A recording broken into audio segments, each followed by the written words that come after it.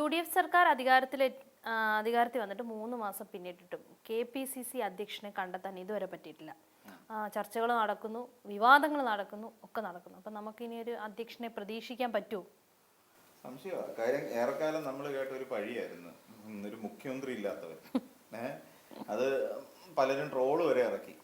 തമിഴ്നാടും കേരളവും, തമിഴ്നാട്ടുകാർക്കെല്ലാം മുഖ്യമന്ത്രി കിട്ടി. അവിടോട്ട് ചെന്ന് ബംഗാളിന് മുഖ്യമന്ത്രിയായി. അപ്പം ജ്യോതിരാദിത്യ സിന്ധ്യ അല്ല, പിന്നെ ഇവരൊക്കെ ഓരോ പുതിയ പുതിയ ആൾക്കാരൊക്കെ വരുന്നു.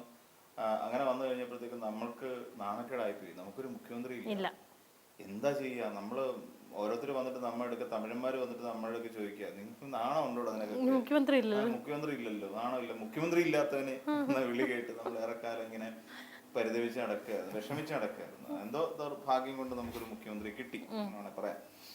എന്നാൽ ഇപ്പോഴത്തെ അവസ്ഥ ആലോചിച്ചത്, നമുക്കിനി പ്രസിഡന്റ് ഇല്ല. അപ്പോൾ ഒരു പ്രസിഡന്റ് നമുക്കറിയാം, ഈ ചത്തതിനൊക്കുമേ ജീവിച്ചിരിക്കലും എന്ന് പറയുന്ന ഒരു അവസ്ഥയിലാണ് ഒരു പ്രസിഡന്റ് ഏറെക്കാലമായി വന്നുകൊണ്ടിരുന്നത്. ഈ ആറാം തമ്പുരാനകത്ത് പറയുന്നത്, ദത്തം തമ്പുരാന് ശേഷം ഇങ്ങോട്ടുള്ള എല്ലാം മോഴകളായിരുന്നു എന്ന് പറയുന്ന ശങ്കരാടിയുടെ ഒരു ഡയലോഗ് എന്ന് പറയുന്ന പോലെയാണ്. ഒരു KPC അധ്യക്ഷൻ എന്ന് പറഞ്ഞു കഴിഞ്ഞാൽ ഉണ്ടാകേണ്ട ക്വാളിറ്റി ഉള്ള ഒരു KPC അധ്യക്ഷന് പിന്നീട് ഉണ്ടായിട്ടില്ല. എൻ്റെ ഒരു ഓർമ്മയിൽ ഉണ്ടായിട്ടില്ല. ചെന്നിത്തലയൊക്കെ കുഴപ്പമില്ലായിരുന്നു തോന്നുന്നു. ചെന്നിത്തല, അതിനു മുമ്പുണ്ടായിരുന്ന K മുരളീധരനൊക്കെ കുഴപ്പമില്ല, അത്രയേ ഉള്ളൂ. അല്ല, കൊള്ളാവുന്ന ഒരു KPC അധ്യക്ഷൻ എന്ന് പറഞ്ഞില്ല. എന്നാൽ ഇവർക്കിടയിൽ വന്ന ഏറ്റവും മോശപ്പെട്ട ഒരു KPC അധ്യക്ഷൻ ആരാന്ന് ചോദിച്ചാൽ ആ KPC അധ്യക്ഷന്റെ പേര് സണ്ണി ജോസഫ് എന്നായിരിക്കും. ഞാനത് എവിടെയും പറയും. മുല്ലപ്പള്ളി എന്ന് പറയുന്ന ഒരാൾ വിവരക്കേട് പറയുമെങ്കിൽ തന്നെയും മുല്ലപ്പള്ളിക്ക് പ്രവർത്തന പരിചയമുണ്ട്. മുല്ലപ്പള്ളി രാമചന്ദ്രനെ സംബന്ധിച്ചിടത്തോളം ശക്തനായ ഒരു നേതാവ് തന്നെയായിരുന്നു. VM സുധീരനൊക്കെ എന്ന് പറഞ്ഞാൽ ആശയം കൊണ്ട് ഭയങ്കര സംഭവമായിരുന്നു. പക്ഷെ VM സുധീരൻ വിചാരിച്ചിട്ട് ഒരു മന്ത്രിസഭയെ തന്നെ ഇല്ലാതാക്കാൻ കഴിഞ്ഞിട്ടുണ്ട്, ഉമ്മൻചാണ്ടിയുടെ മന്ത്രിസഭയെ.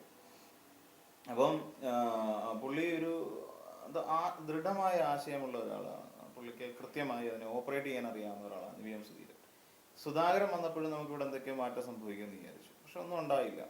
കാര്യം സുധാകരൻ ഒരുപാട് പദ്ധതി പ്ലാൻ ചെയ്തു. ആ പദ്ധതി ഒന്നും കേരളത്തിലെ കോൺഗ്രസ്സുകാരെ വെച്ച് നടപ്പിലാക്കാൻ പറ്റില്ല എന്ന് സുധാകരൻ തന്നെ ബോധ്യപ്പെട്ടു. കേരളത്തിലെ കോൺഗ്രസ്സുകാരെ നയിക്കുക എന്ന് പറഞ്ഞു കഴിഞ്ഞാൽ ഇച്ചിരി പാടാം. കാര്യം ആളൊന്നൊക്കെ ഒരു ഗ്രൂപ്പ് എന്നുള്ള കണക്കിലാണ് അത് ഓടിക്കൊണ്ടിരിക്കുന്നത്. അപ്പം നമുക്ക് തമാശക്ക് പറയായിരുന്നു, Z വരെ ഗ്രൂപ്പായി, ഇനിയിപ്പോ A1 A2 എന്ന് പറഞ്ഞ് ഇനി ഗ്രൂപ്പ് ഉണ്ടാക്കേണ്ടി വരും. എങ്കിലേ നമ്മുടെ കേരളത്തിലെ കോൺഗ്രസ്സുകാർക്കെല്ലാം നേരെ നിൽക്കാൻ പറ്റും എന്ന രീതിയിലുള്ള ട്രോളുകൾ വരെ ആ കാലഘട്ടങ്ങളിലൊക്കെ സജീവമായിരുന്നു. അന്ന് ട്രോളെന്ന് പറയത്തില്ല, തമാശ. അപ്പം ഇപ്പോഴത്തെ ഒരു പ്രശ്നം എന്ന് വെച്ച് കഴിഞ്ഞാൽ, ഒരു കോൺഗ്രസിനൊരു അധ്യക്ഷൻ വേണം. എവിടെ നിന്നുണ്ടാക്കും? പറയുമ്പോൾ കുറേ അധികം ആൾക്കാരുണ്ട്. ഇപ്പം പിന്നെ ഷാഫി ഉണ്ട്, കൊടിക്കുന്നിലുണ്ട്,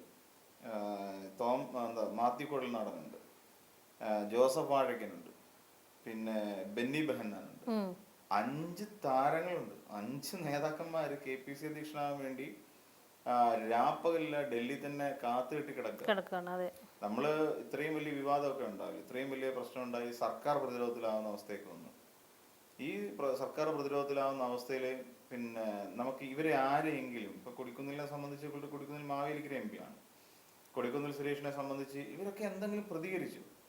അല്ലെങ്കിൽ സർക്കാരിനെ ഇവിടുത്തെ ഇടതുപക്ഷം വേട്ടയാടുന്നു എന്നെങ്കിലും ആരെങ്കിലും പറഞ്ഞു കേട്ടോ? ഇവിടെ VD സതീശൻ ഹെലികോപ്റ്ററൊക്കെ ഇറങ്ങിയടിച്ചായിരുന്നു.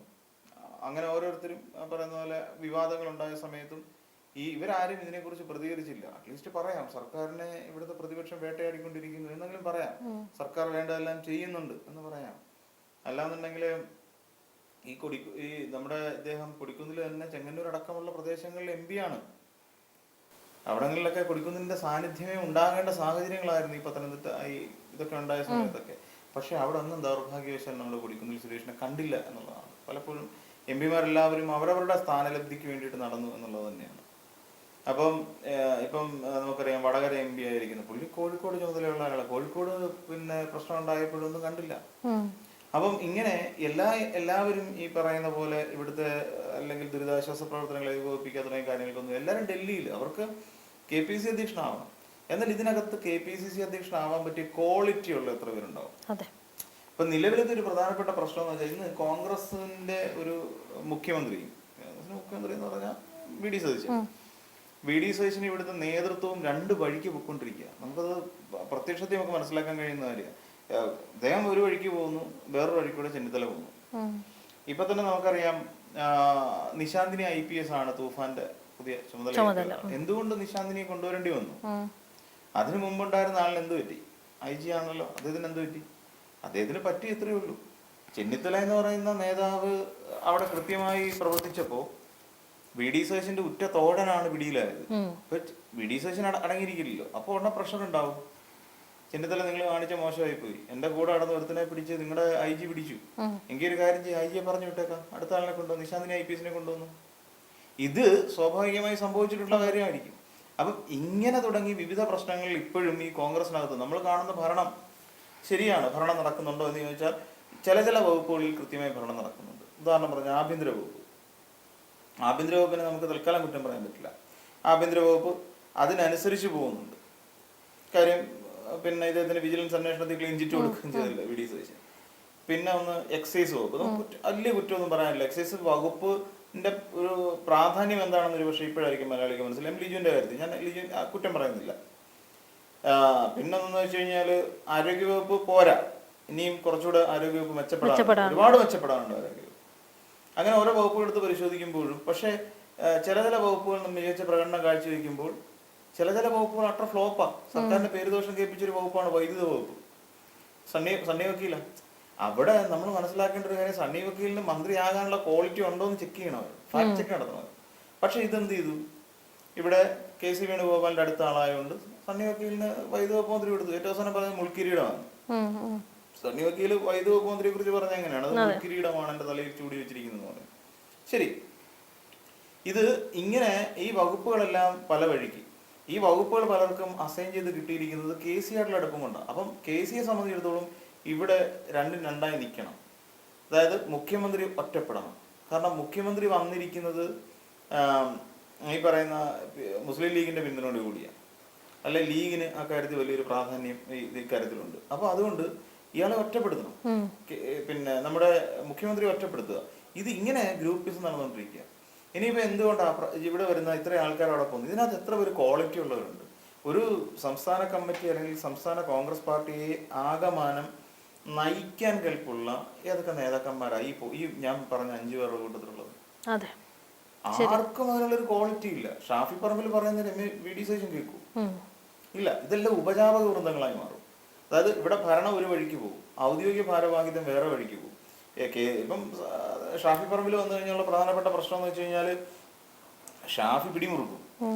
ഷാഫി പിടിമുറുക്കുന്നതിന്റെ കാരണം എന്താന്ന് ചോദിച്ചാല് ഷാഫിയുടെ ഉറ്റ തോഴനായിരുന്നു രാഹുൽ പണി കൊടുത്ത ആരാ? VD സതീശനാണ്. അപ്പൊ സ്വാഭാവികമായിട്ടും ഈ ഒരു പ്രശ്നം ഇവിടെയും ഈ ഭരണ നേതൃത്വവും ഒരു വഴിക്കും ഇവിടുത്തെ ഔദ്യോഗിക നേതൃത്വം വേറൊരു വഴിക്കും പോകുന്ന രീതി ഉണ്ടാവും. ഈ ഒരു പ്രശ്നം അല്ലെങ്കിൽ ഈ നിൽക്കുന്ന എല്ലാ നേതാക്കന്മാർക്കും ഈ പ്രശ്നമുണ്ട്. അതുകൊണ്ട് തന്നെ ഈ AICCയുടെ ഒരു പ്രശ്നം എന്ന് വെച്ചാൽ AICC ഇതിനകത്ത് വലിയ കാര്യമൊന്നും കാണുന്നില്ല. കേരളത്തിലെ ഒരു പിന്നെ ഒരു അധ്യക്ഷ പദവി എങ്ങനെയാവണം എന്നുള്ള കാര്യത്തിൽ സത്യം പറഞ്ഞാൽ AICCക്ക് വലിയ താല്പര്യമൊന്നുമില്ല. എങ്ങനെ വേണം പൊക്കോട്ടെ എന്നുള്ളതാണ്. കാരണം എന്താണെന്ന് വെച്ചാൽ ഇത് ഒരിക്കലും യോജിപ്പിക്കാൻ കഴിയാത്തൊരു പ്രശ്നമാണ്. കാരണം എനിക്ക് തോന്നുന്നത് പ്രധാനമായും നമ്മൾ ആലോചിക്കുമ്പോൾ മനസ്സിലാക്കാൻ പറ്റുന്നൊരു കാര്യം, കേരളത്തിൽ ഒരു മുഖ്യമന്ത്രി തെരഞ്ഞെടുപ്പ് വരുന്നു. ഐക്യകണ്ഠേന എന്ന് പറയുന്ന ഒരു വാക്ക് ഉപയോഗിക്കാൻ പറ്റില്ല മുഖ്യമന്ത്രി തീരുമാനിച്ചതിനകത്ത്. ഇത് അവിടുന്ന് നിരീക്ഷകർ വന്ന് ഇവിടുത്തെ MLA-മാരുമായിട്ട് സെപ്പറേറ്റ് സംസാരിച്ചു. സെപ്പറേറ്റ് അപ്പോഴത്തേക്ക് എന്ത് പറ്റിയെന്ന് വെച്ചാൽ മുഖ്യമന്ത്രിയാകാൻ ആൾക്കാരുടെ എണ്ണം കൂടി. ചെന്നിത്തല വന്നു, KC വന്നു, VD സതീശൻ വന്നു. മുഖ്യമന്ത്രിമാരുടെ എണ്ണം കൂടിയ സമയത്ത് ഇവർക്ക് എന്ത് ചെയ്യും? MLA-മാർക്ക് ആർക്കൊക്കെയാണ് ഇവരോടൊക്കെ താല്പര്യം എന്നുള്ളതായി അവരുടെ അന്വേഷണം. അങ്ങനെ അന്വേഷിച്ച് പിടിച്ചു വന്ന സമയത്ത് അതിനു വേണ്ടിയിട്ട് ഇവിടെ പ്രത്യേക നിരീക്ഷകർ വന്ന് MLA-മാരെ ഇവരുടെ 102 MLA-മാരെ സെപ്പറേറ്റ് കണ്ട് അവരുടെ അഭിപ്രായം സ്വീകരിച്ചു. അഭിപ്രായം അനുസരിച്ച് എഴുതിക്കൊണ്ടുപോയി. ഇപ്പൊ ഇന്ന ആള് ഇപ്പൊ നമ്മൾ നോക്കിക്കഴിഞ്ഞാൽ സണ്ണി വക്കീല് KC വേണുഗോപാലിന്റെ പേര് എഴുതി കൊടുത്തേ. അപ്പൊ ഓരോരുത്തരോടും ചോദിച്ചു കഴിയുമ്പോൾ അവർ ഓരോരുത്തരുടെ പേര് പറഞ്ഞു. എന്നിട്ടാണ് ഇവിടെ മന്ത്രിസഭ രൂപീകരണം നടക്കുന്നത്, മുഖ്യമന്ത്രി തീരുമാനിക്കുന്നത്. അപ്പൊ തന്നെ മനസ്സിലായില്ലേ? അതായത് ഒരു ഐക്യകണ്ഠേന അല്ല VD സതീശനെ തീരുമാനിച്ചത്, പകരം ഇവിടെ പിന്നെ മുസ്ലിം ലീഗിന്റെ താല്പര്യമായിരുന്നു. ലീഗ് അങ്ങോട്ട് ആവശ്യപ്പെടുക, ഞങ്ങൾക്ക് ലീഗ് അങ്ങോട്ട് പറയുന്നത് ഞങ്ങൾക്ക് വേണം VD സതീശനെ മുഖ്യ കാര്യം അദ്ദേഹം രാവിലെ പണിയെടുത്ത പുള്ളിയെ ആക്കണം. ഈ ഒരു ആവശ്യം അവർ മുന്നോട്ട് വെച്ചു. ഇല്ലാന്നുണ്ടെങ്കിൽ ഞങ്ങൾ വയനാട്ടിൽ നിങ്ങളുടെ MP ജയിപ്പിക്കത്തില്ല. വയനാട്ടിൽ ലീഗിന്റെ വോട്ടാ കിടക്കുന്ന മൊത്തം. ലീഗിന്റെ കോട്ടയിൽ കിടക്കുന്ന പിന്നെ പിന്നെ രാഹുൽ ഗാന്ധിയോ പ്രിയങ്ക ഗാന്ധിയോ ജയിക്കണമെങ്കിൽ ലീഗുകാർ വിചാരിക്കണം അവിടെ കൊണ്ട് ചെക്ക് വെച്ചു ലീഗ്. അപ്പം ഹൈക്കമാൻഡ് വഴങ്ങാതെ തരവില്ല. കാര്യം എന്താ, ഇനി ഒരിക്കൽ പ്രിയങ്ക ഗാന്ധി വന്നാൽ അവർ തോപ്പിക്കും. പ്രിയങ്ക ഗാന്ധി വയനാട്ടിൽ ഒരിക്കൽ കൂടി തോറ്റാൽ, അല്ലെങ്കിൽ ഒന്ന് തോറ്റു കഴിഞ്ഞാൽ പ്രിയങ്ക ഗാന്ധി പിന്നെ രാജ്യത്തിന്റെ ഇന്ത്യൻ പൊളിറ്റിക്സിൽ ഉണ്ടാവില്ല. കാര്യം വയനാട്ടിൽ തോറ്റാൽ പിന്നെ പ്രിയങ്ക ഗാന്ധി വേറെ എവിടെ വന്നാലും ജയിക്കത്തില്ല. ആകെ ജയിക്കാൻ വേണ്ടിയിട്ടാണ് രാഹുൽ ഗാന്ധി ഇവിടെ വന്നത്. ഇത്തവണ ഒരു ഇതിലുണ്ടായത് കൊണ്ട് ജയിച്ചു, ഇനി ഉണ്ടാവാനും പോകുന്നില്ല. അപ്പൊ ഇതൊക്കെ കണ്ടിട്ടാണ്. അപ്പൊ സ്വാഭാവികമായിട്ടും ഹൈക്കമാൻഡ് ചിന്തിക്കുന്നത് എന്തായിരിക്കും, എന്തിനാ വെറുതെ അവിടെ ഒരു പിന്നെ ഏതെങ്കിലും ഒരു പാഴിനെ കൊണ്ടിട്ടാ മതി. അവിടെ പിന്നെ ഗുണമുള്ള കാര്യം എന്താ, ഉറപ്പായിട്ടും അറിയാം, കഴിഞ്ഞ ചരിത്രമെല്ലാം അറിയാം. VM സുധീരൻ ഉമ്മൻചാണ്ടിക്കെതിരെ എങ്ങനെയാണോ പ്രവർത്തിച്ചത് ആ രീതിയിൽ ഇവിടെ പ്രവർത്തനം നടക്കും. ഇപ്പൊ ആകെപ്പാടെ കുറച്ച് സംസ്ഥാനങ്ങളിൽ മാത്രമാണ്, എനിക്കൊന്നും ഇന്ന് തെലങ്കാന, എനിക്ക് ഹിമാചൽ പ്രദേശ് ഉണ്ടെന്ന് തോന്നുന്നു. അപ്പം ഇങ്ങനെ 2-3 സംസ്ഥാനങ്ങളിൽ മാത്രമാണ് കോൺഗ്രസ് ഭരിക്കുന്നത്. ഇവിടെ ഇത് വീഴ്ത്താൻ പറ്റും, ഇവിടുത്തെ KPC അധ്യക്ഷൻ വിചാരിച്ച വീഴ്ത്താൻ പറ്റും. അപ്പം ഇങ്ങനെ തുടങ്ങിയ പ്രശ്നമുള്ളതുകൊണ്ട് AICC സംബന്ധിച്ചിടത്തോളം ഇതൊരു വലിയ പാരയാണ്. കാരണം എന്ന് വെച്ചാൽ ഇവർക്ക് എങ്ങനെ ഇതിനെ ഹാൻഡിൽ ചെയ്യണം. ഇതിലും ഭേദം അധ്യക്ഷൻ ഇല്ലാതിരിക്കുന്നതെന്ന് തോന്നുന്നു. എനിക്ക് തോന്നുന്നു ഇതിലും ഭേദം അധ്യക്ഷൻ ഇല്ലാതെ മുന്നോട്ട് പോകുന്ന തന്നെയാണ് തോന്നുന്നത്. AICC-യിൽ ഇപ്പൊ കൺഫ്യൂഷൻ ഉണ്ട്, ഇതിൽ ആരെ ആക്കും. പിന്നെ പക്ഷെ എല്ലാവരും പടമലി തുടങ്ങിയിട്ടുണ്ട് കേട്ടോ. എല്ലാവരും ശക്തമായിട്ട് അവർക്ക് വേണ്ടി തന്നെ വാദിച്ചുകൊണ്ടിരിക്കുകയാണെന്ന് തന്നെ പറയേണ്ടി വരും.